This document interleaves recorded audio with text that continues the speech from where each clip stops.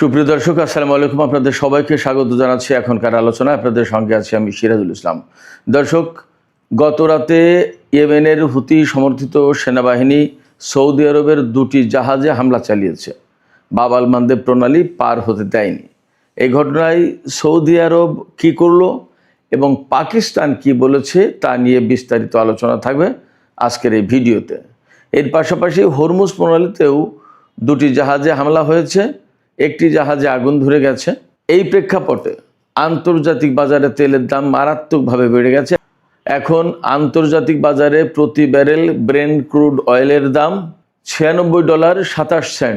গতকালকের চেয়েও সেটা বেড়ে গেছে। আর এক ব্যারেল ওয়েস্ট টেক্সাস ইন্টারমিডিয়েট যে তেল, তার দাম $94.07। পরিস্থিতি যেখানে যাচ্ছে তাতে মনে হচ্ছে আন্তর্জাতিক তেলের বাজার মারাত্মকভাবে অস্থিতিশীল হয়ে উঠবে। এদিকে জর্দানে নিহত মার্কিন সেনাদের লাশ আমেরিকায় পৌঁছানোর পর সেই সমস্ত লাশ গ্রহণ করার আগে সাংবাদিকদের কাছে মার্কিন প্রেসিডেন্ট ডোনাল্ড ট্রাম্প বলেছেন সেনা হত্যার জন্য ইরানকে চড়া মূল্য দিতে হবে, এবং তিনি বলেছেন ইরানের উপরে বোমা হামলা চালানোর জন্য বোমারু বিমানগুলো প্রস্তুত করা হচ্ছে।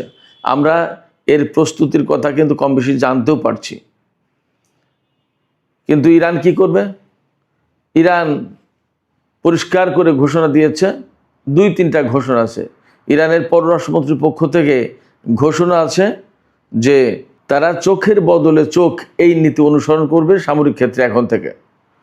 এপাশে ইরানের সামরিক বাহিনীর যিনি মুখপাত্র ব্রিগেডিয়ার জেনারেল আকরামিনিয়া, তিনি বলেছেন ইরানের সামরিক বাহিনী আগের চেয়ে বেশি প্রস্তুত, এবং আমেরিকা যদি স্থল অভিযান চালাতে যায় তাহলে তারা মারাত্মক রকমের বিপর্যয়ের মুখে পড়বে। এদিকে মার্কিন পররাষ্ট্রমন্ত্রী মার্কো রুবিও বলেছেন ইরান চুক্তির জন্য মরিয়া হয়ে উঠেছে। তবে একই জায়গায় তিনি বলেন যে পরিস্থিতি দেখে মনে হচ্ছে ইরান চুক্তি করতে চায় না, এই জন্য তাদেরকে মূল্য দিতে হবে। একবার বললেন ইরান চুক্তির জন্য মরিয়া হয়ে উঠেছে, আবার তিনি বলছেন যে চুক্তি চায় না, এর জন্য মূল্য দিতে হবে। আসলে বাস্তবতা কি? অন্যদিকে গতকাল জর্দানের প্রিন্স হাসান এবং প্রিন্স ফয়সাল বিমান ঘাঁটিতে ইরান হামলা চালিয়েছিল। এই হামলায় 8টি মার্কিন MQ-9 রিপার ড্রোন, একদম ব্র্যান্ড নিউ রিপার ড্রোন ধ্বংস হয়েছে এবং 2টি ক্ষতিগ্রস্ত হয়েছে। ওই হামলায় 2টি ভারী অর্থাৎ হেভি হেলিকপ্টার ধ্বংস হয়েছে এবং কয়েকজন সেনা হতাহত হয়েছে। এপাশে সামাজিক মাধ্যমে আরেকটি খবর ছড়িয়েছে গত রাতে দেখলাম, কাতারের আল উদেইদ বিমান ঘাঁটি থেকে আমেরিকা তাদের সমস্ত বিমান এবং সেনা সরিয়ে নিয়েছে, একদম খালি। এর কারণ কি? সুপ্রিয় দর্শক, এই সমস্ত বিষয় নিয়েই আমরা এখন বিস্তারিত আলোচনা করব। আশা করি ভিডিও ভালো লাগবে আর আপনারা শেষ পর্যন্ত সঙ্গেই থাকবেন। ভিডিও যদি ভালো লাগে লাইক কমেন্ট শেয়ার করবেন এবং চ্যানেলটি সাবস্ক্রাইব করে সাথেই থাকবেন। দর্শক, আমরা আলোচনা একেবারে শুরু করি। বাব আল মানদেব প্রণালীতে হুতি সমর্থিত সামরিক বাহিনী সৌদি আরবের 2টি জাহাজে হামলা চালিয়েছে গত রাতে। এখনও পর্যন্ত কেউ কেউ বলছে হামলার দাবি করেছে, বাট এ নিয়ে কিন্তু পাকিস্তান এবং সৌদি আরবের মধ্যে আলোচনা পর্যন্ত হয়ে গেছে। হামলায় একটি জাহাজে আগুন ধরে গেছে, সেই ভিডিও ছড়িয়ে পড়েছে, আর একটি জাহাজ ফিরে গেছে। তার মানে ইয়েমেন একদম কার্যকরভাবে তারা যে কথা বলেছিল ঠিক সেইভাবেই বাব আল মানদেব প্রণালীতে সৌদি আরবের বিরুদ্ধে অবরোধ বাস্তবায়ন করা শুরু করেছে। ইয়েমেনের পক্ষ থেকে বলা হচ্ছে যে সৌদি আরব গত 11-12 বছর ধরে যে অবরোধ দিয়ে রেখেছে ইয়েমেনের বিশেষ করে সানা ভিত্তিক যে সরকার, তাদের বিরুদ্ধে আকাশপথে, নৌপথে এবং স্থলপথে, তার জবাবে এই হুতি সমর্থিত সরকার সৌদি আরবের বিরুদ্ধে এই ব্যবস্থা নিল। সেক্ষেত্রে এখন হয় ইয়েমেনের সাথে হুতিদের সাথে যুদ্ধ করতে হবে সৌদি আরবকে, অথবা একটা মীমাংসায় আসতে হবে। এই প্রেক্ষাপটে অর্থাৎ এই যে সৌদি জাহাজের উপর হামলা চালালো, সেখানে পাকিস্তানের প্রধানমন্ত্রী শেহবাজ শরীফ সৌদি যুবরাজ মোহাম্মদ বিন সালমানের সাথে টেলিফোনে কথা বলেছেন।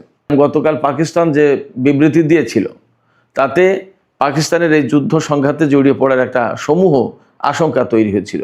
সেই জায়গা থেকে আশঙ্কা করছিলাম যে এই বাব আল মানদেব প্রণালীকে কেন্দ্র করে পাকিস্তানও কি যুদ্ধে জড়িয়ে যায় কিনা।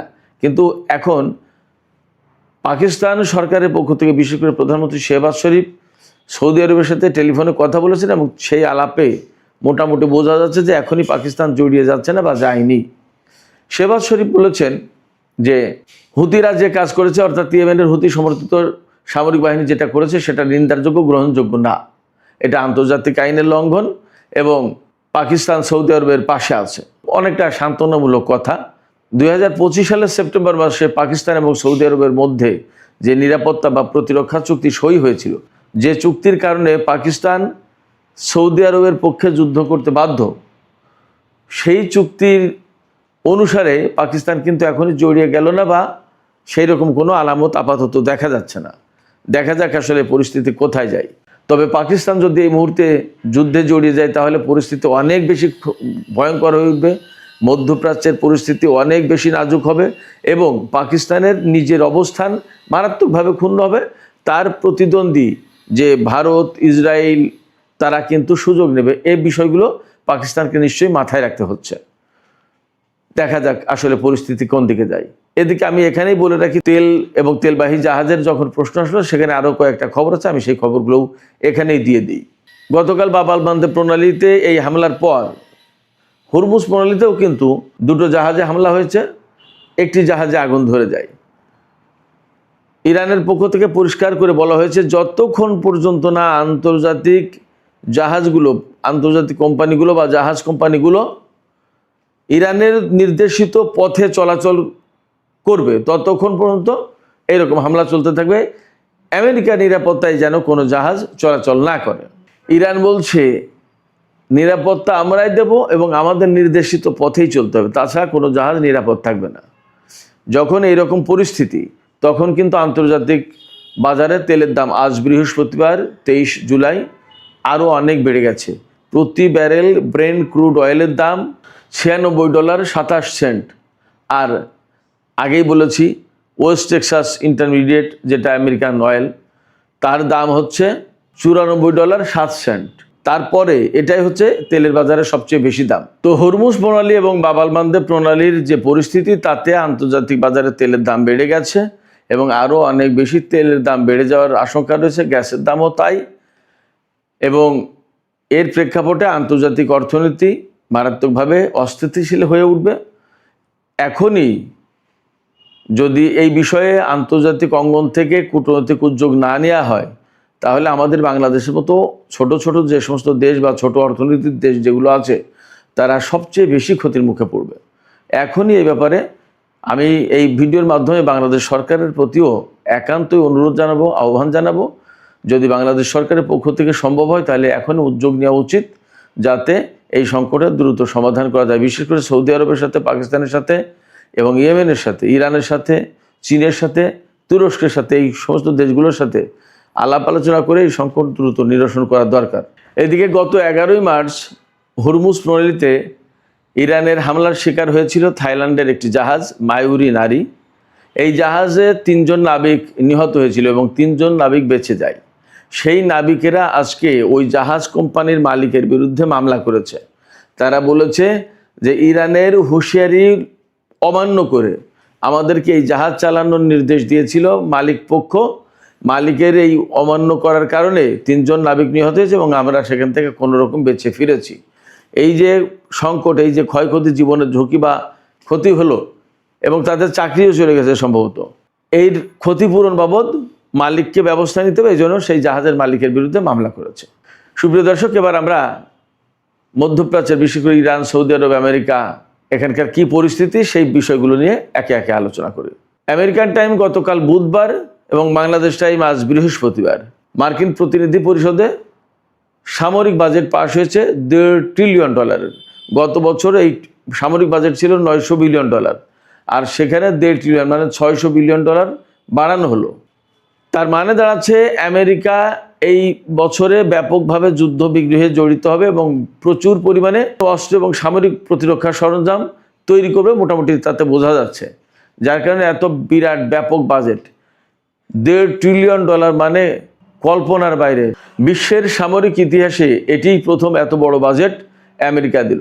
এই বাজেট পাশের ব্যাপারে অবশ্যই ডেমোক্র্যাটরা চরমভাবে বিরোধিতা করেছে। এমনকি রিপাবলিকান দলের 7 জন, ডোনাল্ড ট্রাম্পের যে রিপাবলিকান দল, তার 7 জন সদস্য এই বিলের বিরোধিতা করেছে, এই বাজেটের। তো 216 ভোট পড়েছে বাজেটের পক্ষে, $1.5 ট্রিলিয়ন বাজেটের পক্ষে, আর 212 ভোট পড়েছে বিপক্ষে। ডেমোক্র্যাট দল থেকে 6 জন বিলের পক্ষে ভোট দিয়েছে, আর রিপাবলিকান দলের 7 জন বিলের বিরুদ্ধে ভোট দিয়েছে। তার মানে খুব ন্যারো ভোটে, অর্থাৎ 16 আর 12, 216 212, 4 ভোটের ব্যবধানে এই বাজেট পাশ হয়েছে। কিন্তু অনেক প্রতিনিধি পরিষদের সদস্য তারা আশা করছেন যে এই বাজেট সিনেটে গিয়ে আটকে যাবে, এত বড় বিশাল বাজেট পাশ হবে না। আমরা বুঝতেই পারছি এত বড় বিশাল বাজেট করার মানেই হচ্ছে আমেরিকা আরও বেশি অ্যাগ্রেসিভ হবে, ইরান মধ্যপ্রাচ্যে মারাত্মক রকমের যুদ্ধ করবে এবং এর জন্য তাদের প্রয়োজনীয় সামরিক অস্ত্র, রসদ, সরঞ্জাম এগুলো তৈরি করবে। আমেরিকা এত বিরাট বাজেট করতে কেন বাধ্য হচ্ছে? বাধ্য হচ্ছে বলতে কেন করছে? সেটা এই কারণে যে ইরানের সাথে যুদ্ধ করতে এসে দেখে যে মহাবিপদে পড়ে গেছে। এবং ডোনাল্ড ট্রাম্প কিন্তু কয়েকদিন আগে বলেছেন যে আমরা বিশ্বের একটি অন্যতম শক্তিশালী দেশের বিরুদ্ধে যুদ্ধ করছি। তো এই যুদ্ধ করতে এসে প্রতিদিন লাশ যাচ্ছে, আহত হচ্ছে, মার্কিন সেনারা প্রচুর পরিমাণে বিমান, ড্রোন, রাডার এ সমস্ত ধ্বংস হচ্ছে, ঘাঁটি ধ্বংস হচ্ছে। এগুলো ঠিকঠাক করতে হবে। মধ্যপ্রাচ্যে যদি ধরে রাখতে হয় তাদের অবস্থান, তাহলে ইরানের বিরুদ্ধে যুদ্ধে তাদেরকে জিততে হবে। এবং সেই জন্য মার্কিন প্রেসিডেন্ট ডোনাল্ড ট্রাম্প গতকাল বুধবার হুঁশিয়ারি উচ্চারণ করেছেন যে এই যে সেনা নিহত হলো, এই সেনা হত্যার জন্য ইরানকে চরম মূল্য দিতে হবে এবং তিনি নতুন করে ইরানের বিরুদ্ধে হামলা চালাবেন। এই জন্য বোমারু বিমান প্রস্তুত হচ্ছে বলে ঘোষণা করেছেন। ইরানও এ ব্যাপারে প্রস্তুত এবং ইরানের পক্ষ থেকে পরিষ্কার করে বলা হয়েছে। ইরানের পররাষ্ট্রমন্ত্রী আব্বাস আরাকচি বলেছেন, আমরা এখন শুধুমাত্র প্রতিরোধমূলক হামলা চালাবো না, আমরা এখন এই নীতি অনুসরণ করব, চোখের বদলে চোখ। অর্থাৎ আমেরিকা যেভাবে হামলা চালাবে, যে রকমের হত্যাকাণ্ড চালাবে, হয়তো ইরানের সামরিক বাহিনীও মার্কিন বাহিনীর উপরে একই রকমের হামলা চালাবে। এপাশে ইরানের সামরিক বাহিনীর মুখপাত্র ব্রিগেডিয়ার জেনারেল আকরাম ইনিয়া তিনি বলেছেন, এখন ইরানের বাহিনী আগের চেয়ে অনেক বেশি প্রস্তুত এবং যুদ্ধবিরতির যে ঘটনাটা গেল, এই যুদ্ধবিরতির সময় ইরান কিন্তু নিজেদেরকে আরও বেশি প্রস্তুত করে তুলতে পেরেছে এবং আগের অভিজ্ঞতার আলোকে ইরান এখন নতুন করে স্ট্র্যাটেজি সাজিয়েছে। নতুন নতুন স্ট্র্যাটেজি, নতুন নতুন কৌশল তারা অবলম্বন করবে এবং আমেরিকা যদি ভুলক্রমে স্থল অভিযান চালানোর চেষ্টা করে তাহলে তারা ভয়াবহ বিপর্যয়ের মুখে পড়বে, তারা টিকতে পারবে না ইরানের সামরিক বাহিনীর মুখে এবং এই নতুন কৌশলের কাছে তারা বিপর্যস্ত হয়ে পড়বে। কি কৌশল তিনি তা বলেননি। এদিকে সৌদি আরবের সাথে আমেরিকা একটা চুক্তি করেছে, পরমাণু চুক্তি। এই পরমাণু চুক্তির অধীনে সৌদি আরব কিন্তু ইউরেনিয়াম এনরিচ করতে পারবে, সমৃদ্ধ করতে পারবে।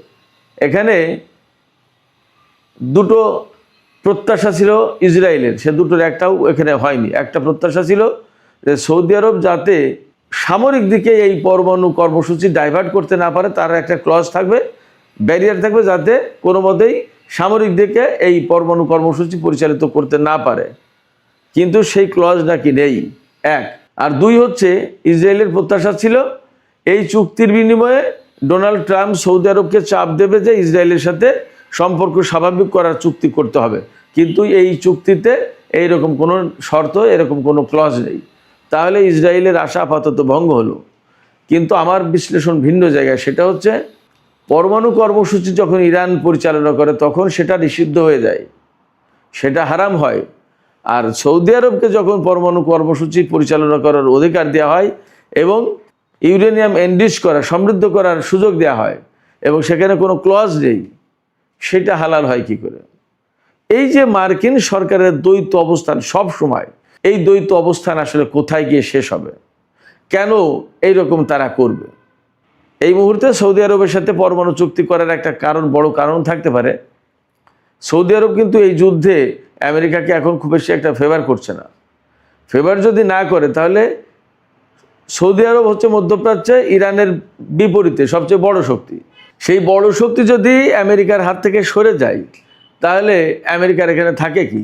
এই জন্য সৌদি আরবকে পক্ষে রাখার জন্য, তাকে ম্যানেজ করার জন্য এই পরমাণু কর্মসূচি দিল। ঠিকই সময়ের ব্যবধানে তারা প্রয়োজন মতো চেপে ধরবে।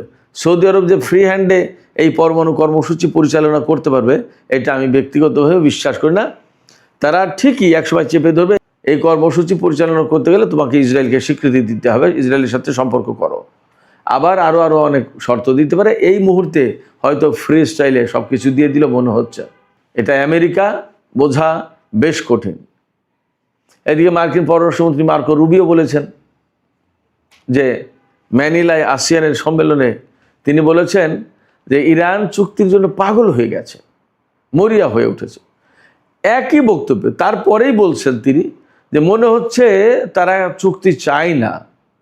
যদি তারা চুক্তি না চায় বা চুক্তি না করে তাহলে তাদেরকে চড়া মূল্য দিতে হবে। যিনি বলছেন চুক্তির জন্য মরিয়া হয়ে উঠেছে ইরান, তিনি আবার পরবর্তী বাক্যে বলছেন যে মনে হয় তারা চুক্তি চায় না।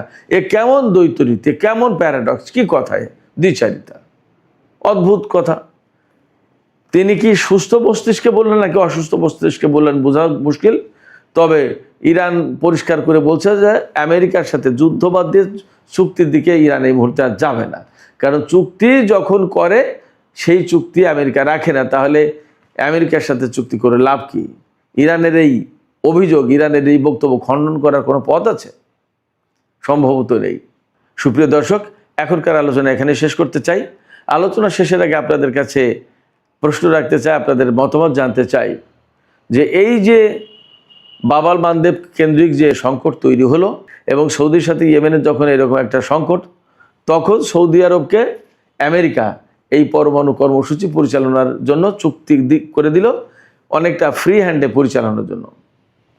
আপনাদের কি মনে হয় যে সৌদি আরব আসলে ভবিষ্যতে এরকম ফ্রি স্টাইলে এই পরমাণু কর্মসূচি পরিচালনা করতে পারবে? আপনাদের মতামত জানিয়ে কমেন্টে লিখুন। সুপ্রিয় দর্শক, আজকের আলোচনা এখানে শেষ করতে চাই। যদি ভিডিও ভালো লাগে তাহলে লাইক, কমেন্ট, শেয়ার করবেন এবং চ্যানেলটি সাবস্ক্রাইব করে সাথেই থাকবেন। দর্শক, আপনাদের সবাইকে অনেক অনেক ধন্যবাদ। আল্লাহ হাফেজ।